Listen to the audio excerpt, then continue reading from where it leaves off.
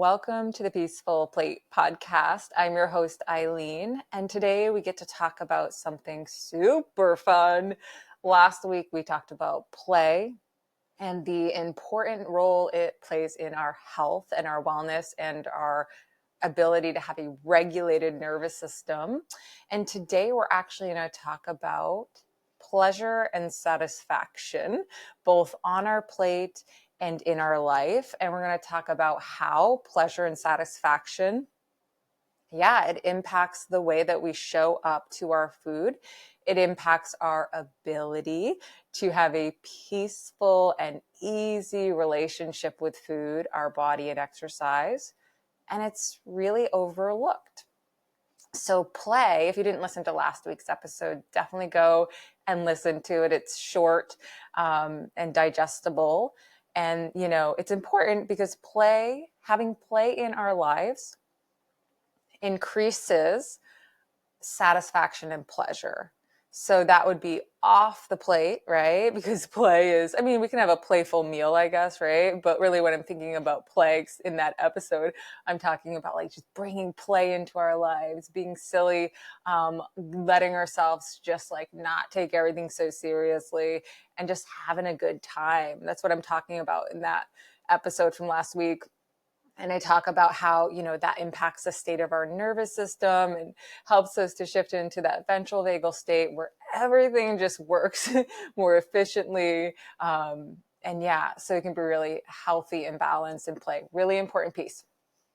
But having play in our lives increases our life satisfaction, and play is pleasurable. You get to decide like what you want your play to be and what your play style is and all of that, right? It could be anything, but play is pleasurable. That's one of the things that makes it enjoyable. That's one of the things that makes it fun. That's one of the things that makes us want to continue to do that. And that increases our life satisfaction, and that directly impacts our cravings. Like, it's wild, right? The more satisfaction and pleasure you have off your plate, the easier it will become to eat mindfully, eat in attunement to your body's cues, and your actual cravings for food decrease. So as your life satisfaction increases, your food cravings decrease. And so I guess this is a good segue to start talking about off the plate satisfaction. I'm kind of already rambling about it, but I think I'm going to talk. I have no outline, okay? I thought about a little bit of this beforehand, but I didn't really make myself an outline. So we're going to talk a little bit about, off the plate satisfaction. And then we'll talk a little bit about satisfaction on our plate, off the plate satisfaction and pleasure. And then we'll talk about satisfaction and pleasure on our actual plate. And we'll talk about how increasing those things can actually help us having more chill, relaxed, easy relationship with food. And it helps us just be more attuned to our bodies, which is a really important piece of intuitive eating, to be attuned to our bodies. And that simply means to be able to understand the messages that your body's communicating with you. So right now your body's communicating with you, and your job is to be able to tune in and listen to those messages and respond to them. And body attunement, interoceptive awareness allows us to do that, allows us to have that open line of communication with our body. And having pleasure and satisfaction on our plate and in our life actually allows us to access the ability to have the interoceptive awareness and body attunement. So that increases, right? And so off the plate pleasure, off the plate satisfaction, unique to the individual, right? So what I find pleasurable in my life, the things that increase my life satisfaction will likely differ. There may be some overlap, right? But there'll likely be things that just differ because we are different people. So I can't really give you like this set list of things. Rather, I think it's important to get you to start thinking, get you to start thinking about, hey, like what in my life am I already doing that I'm finding pleasurable, that I'm enjoying doing, that I kind of wish I could do more of, but I just don't really have the time. Like, what already is in your life that you feel that way about? And then I would just start there. So if there's something you enjoy doing, maybe you haven't done it in a while, but you know you enjoy doing it. Maybe it's a form of play. Maybe it's not necessarily a form of play. I mean, it could even be something more on the serious side, but you just really enjoy doing it. And it's pleasurable to you, and that increases your satisfaction off the plate. So I would say we start with really thinking about what activities do you find pleasurable. So this could be, I mean, it could be physical activity. Maybe you actually really enjoy exercise or a sport and you find that pleasurable. So it just, something can be pleasurable and challenging, right? So I'm not saying it can totally be like a chill out massage, like just a relaxing, laying back, kicking back, or, whatever, chilling at the beach. Like that is pleasurable, right? But it can also be something that's physically challenging, and you may find that really pleasurable, and especially when the activity ends, like how your body feels. So anything's really game. And so I would love for you to start thinking about, like, what do I find pleasurable in my life that I'm already doing, or that I could be doing that I'm not necessarily making time for, and then really thinking about how you can make time for those things. So I shared a little bit about the things that I find playful, and the things, I think I mentioned my handstand practice. Yeah, I definitely did. So I don't want to be super repetitive here. And I think I mentioned a winter hike, which we did the winter hike, and it was so pretty and it was so fun.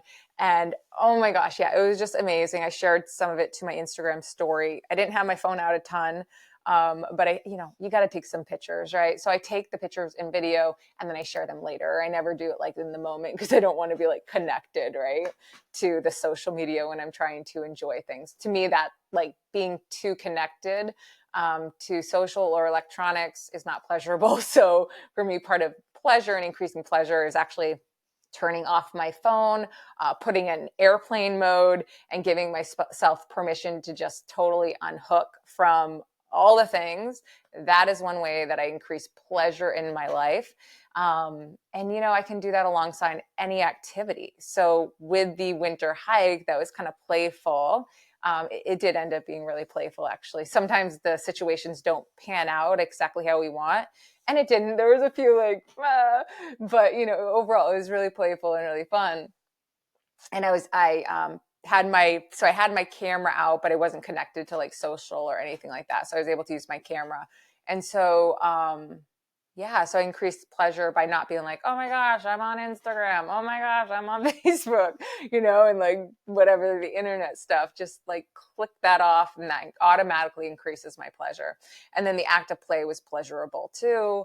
Other ways that I like to increase pleasure in my life.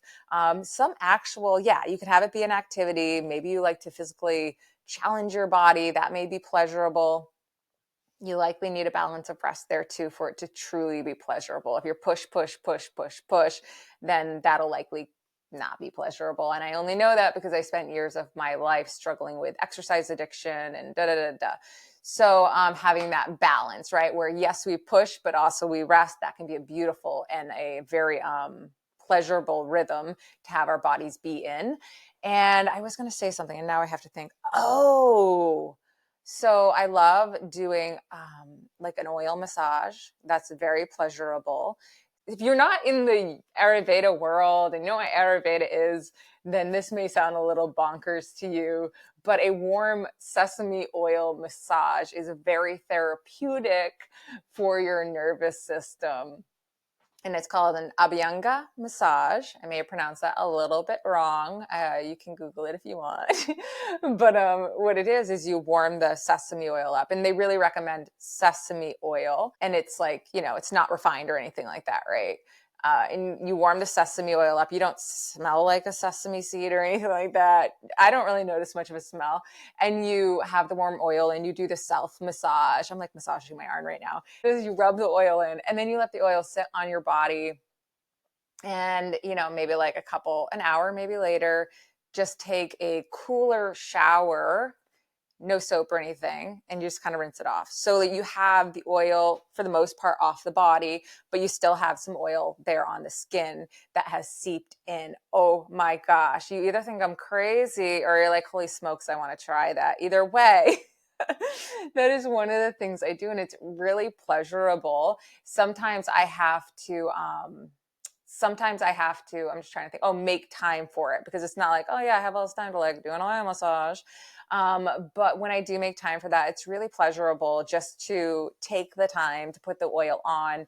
And I'm always thinking about like kindness towards my body as I'm doing it. So I'm not like slopping the oil on, just like, get this done, get this shit done. No, I'm like really taking time with each part of my body, and I'm sending it kindness and love to the best of my ability. And that feels like a very powerful practice for me, and it's very individual. So that's like a very pinpointed practice that I do. And I wanted to give that example to be really specific about it.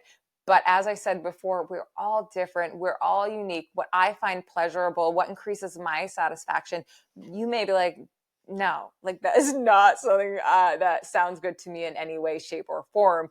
And that's where you get to become curious about like what would increase satisfaction and pleasure in your life. That may be the element of play that we talked about last week, or it may be something different, right? Maybe you love lifting heavy weights. Maybe there's something about that, that in the moment, yeah, it's hard and it's challenging your body, but after you do it, there's this like pleasure about it. And again, you'll want that balance of work and rest, because our body and our nervous system needs that rhythm in order for it to really be pleasurable. But that may be something for you. Or gosh, I mean, you may be super social, and part of increasing pleasure and satisfaction in your life might be getting out and doing something, with someone, going to a comedy club or going out dancing, or, really anything. But I guess where I want to go with this conversation is I want to help you see the value of increasing pleasure and satisfaction in your life off your plate. We're going to talk about on our plate. That's really important. But no amount of food and no type of food will ever satisfy an off the plate craving.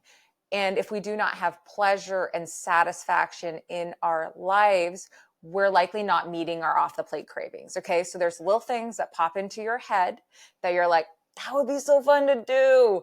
Or, oh, that just sounds so amazing to do. And then the other voice pops up like, but we shouldn't, or we don't have time to do that, or like, I just can't do that. Like, I can't do that right now, And so really it's about taking note of the little things that pop into your head. It might be like a nap, like, just gosh, a nap sounds so amazing right now, and maybe in that moment you can't do it because you're like at work. Or maybe you can sneak a little one in. No, you can't do it because you're at work.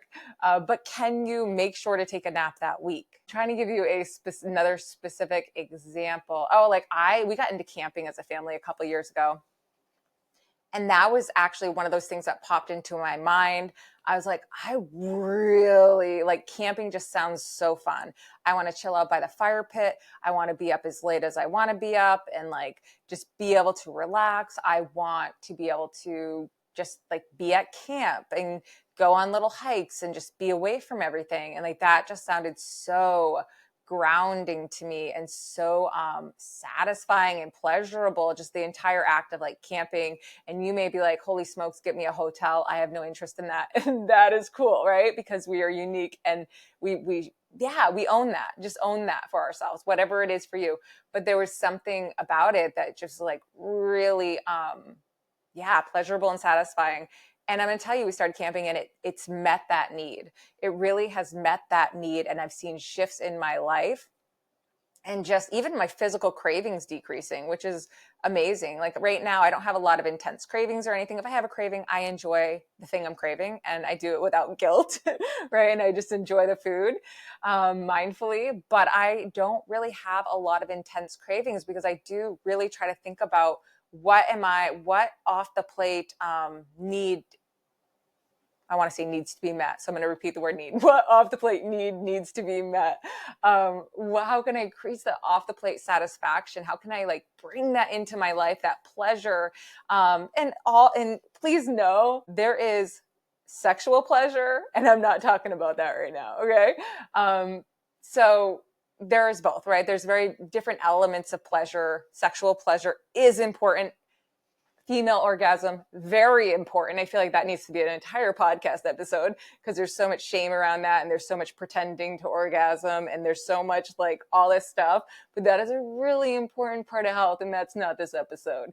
So yeah, we're talking about off the plate satisfaction and pleasure, like those things that it's just like, that would be so fun to do.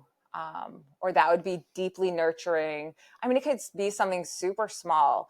Like for me, one of the things I really find pleasurable is making a cup of tea and getting a really fluffy blanket and just reading, like either sitting in my bed and reading, maybe having some essential oils going, maybe a little candle going. And it's just like creating the ambiance.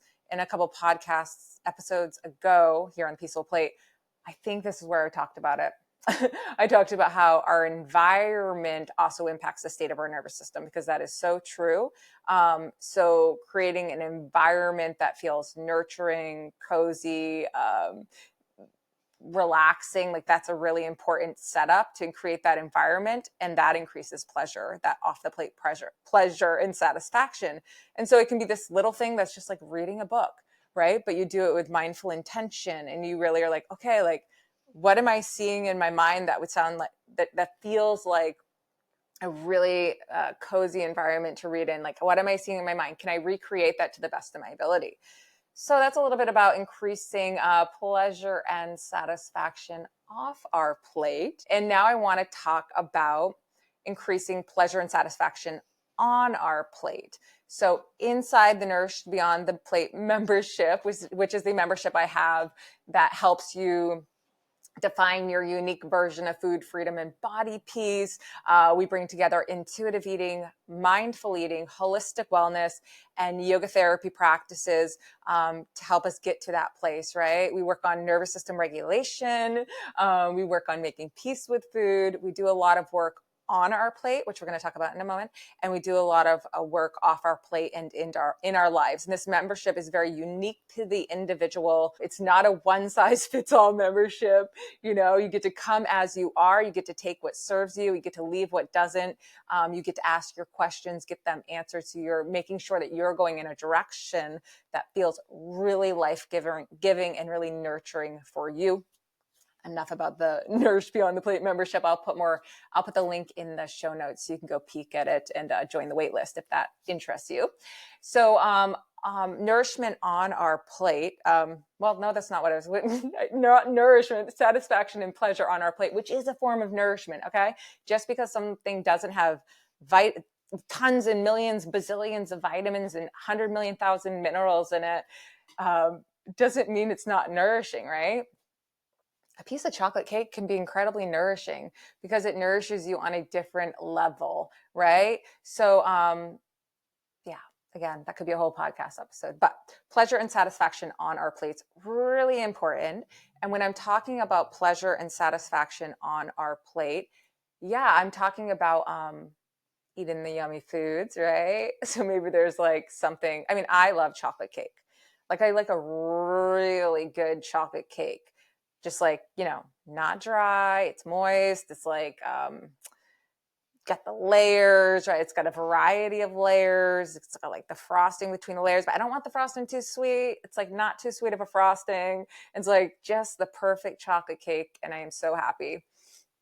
And so maybe it's an actual food. It's bringing that pleasure onto your plate, and it's giving yourself permission to enjoy that piece of chocolate cake, right? But pleasure on our plate is more than just the food. So you could have two people. Person could be having a piece of chocolate cake, and they could just be like eating it, and they have a lot of guilt. They have a lot of shame. They're eating it really fast. That is not a pleasurable experience. Like we may think, yeah, they're getting the chocolate cake. That's pleasure. That's satisfaction. No, that's not satisfying or pleasurable, because what happens when the cake is done, it's like, whoa, I didn't even taste the cake. And now I feel like shit. And now the rest of the day, I'm beating myself up. That is not a pleasurable or satisfying experience. Now let's flip that. And let's say there's somebody that has a piece of chocolate cake. They've utilized the hunger and fullness scale, which I'll provide that in the show notes. This is a really, really powerful tool to help you become more attuned to your body and understand the different levels of hunger and fullness and what they feel like in your body as a unique individual. So I highly recommend using this tool to get to know your body's cues. So the person uses the hunger and fullness scale, and they decide to have their delicious piece of cake when they're at about a 4. I would say anywhere between a 3, 4, or a 5 on the hunger and fullness scale. They're like moderately hungry, and that's when food tastes best. If we wait until we are ravenous, we're going to be like the other person. We're not judging it, but this is the reality. We're going to be the person who, like, you can't slow down. Like, I couldn't even slow down if I'm ravenous. I'm like, damn, give me some food. So we can't slow down when we're ravenous. And so when we eat, when we're moderately hungry, and this hunger fullness scale can help us to kind of start to tune into that, we're able to slow down. We're able to enjoy the cake or whatever food it is mindfully. We're able to check in with our body as we're eating. And that is a completely different experience, because we can end our eating experience actually feeling good, physically well. And maybe we're like, even, we don't even finish the piece because we're like, I know I can have this later. And I'm feeling so content and so satisfied that I think I'm just going to finish this later. And so, two completely different experiences with the same pleasurable food. So on the plate satisfaction, on the plate pleasure has a lot more to do with than just the actual food. Another thing about satisfaction and pleasure on our plate, it's also leaving our meal feeling well. So, without judgment, from a place of curiosity and kindness, we do want to become curious about how different foods are impacting us. And yeah, and just making little adjustments, right? So I'm lactose intolerant. You may not know that. You may know that, but now you know that. And so, like, I do have to be mindful. Like, I love a good chocolate cake, but I'm likely either buying a vegan chocolate cake. They have good ones. Like, you don't got to feel bad for me. Like, I go to Whole Foods. They have an incredible vegan chocolate cake that I pay way too much money for. And I've totally made peace with that. Or I wrangle my husband into making me one, because he's actually a much better baker than me. And I'm totally cool with that as well. It doesn't bother me at all. And I wrangle him into making one. But I am mindful. Like, if I'm at a restaurant and all they have is their chocolate cake and it has dairy in it and lactose in it, I might have a little bit with some Lactaid, but I'm really mindful not to have a lot of it, because I'm going to be gassy. I'm going to be bloated. I'm going to feel like crap. And that's not pleasurable and that's not satisfying. But it doesn't mean I have to completely cut all chocolate cake out of my life. And I think that's the issue we fall into. We find ourselves falling into extremes where we can be like, oh, a little bit, or we can be like, oh, that food doesn't leave me feeling well, so all of it has to go away. But the problem is, when we do that, we actually crave that food even more. And then when we do have it, we go crazy with it and we feel totally crappy. So totally just completely cutting foods out doesn't really work, unless we have a life-threatening allergy, celiac, like something going on where we really do need to cut it out. And that's just a completely different thing. And so I talked a little bit about pleasure and satisfaction off our plate. I went down some tangents that I'm probably like going to regret talking about. No, I don't actually care. I went down some tangents, and then I talked about pleasure and satisfaction on our plate, and just the importance of those things. And just to recap, when we do not have pleasure and satisfaction in our life, our actual food cravings are going to increase. We're going to start to look for that. We're going to try to start to fill that void, because when we don't have pleasure and satisfaction in our life, it's like there's a void there. There's a need that's not being met. We're going to start to try to find that through food. But again, no amount of food can satisfy an off the plate craving, right? No amount of food can, or type of food, no amount and no type of food can satisfy off the plate satisfaction, off the plate pleasure. They are two different things we really need to try to bring in, right? And then if we are not prioritizing pleasure on our plate by bringing foods in that we enjoy, being mindful of how foods impact us without judgment, right? From a place of care and curiosity, setting ourselves up so that we're not overly hungry when we enjoy them by using the hunger and fullness scale, and just having it be the most pleasurable experience possible. Not every eating experience is going to be that way, and that's okay, right? But many of our eating experiences, we want to try to have them be that way because it's so satisfying and so pleasurable. And when we're not able to do that and we're just kind of mindless about it, really disconnected from our body, that's when we find ourselves with those increased cravings, feeling out of control around food, struggling with binge eating, maybe struggling with night eating, and just having all that shame. So, really, a big part of healing our relationship with food and having that ease and that freedom is prioritizing pleasure and satisfaction in our lives and on our plates.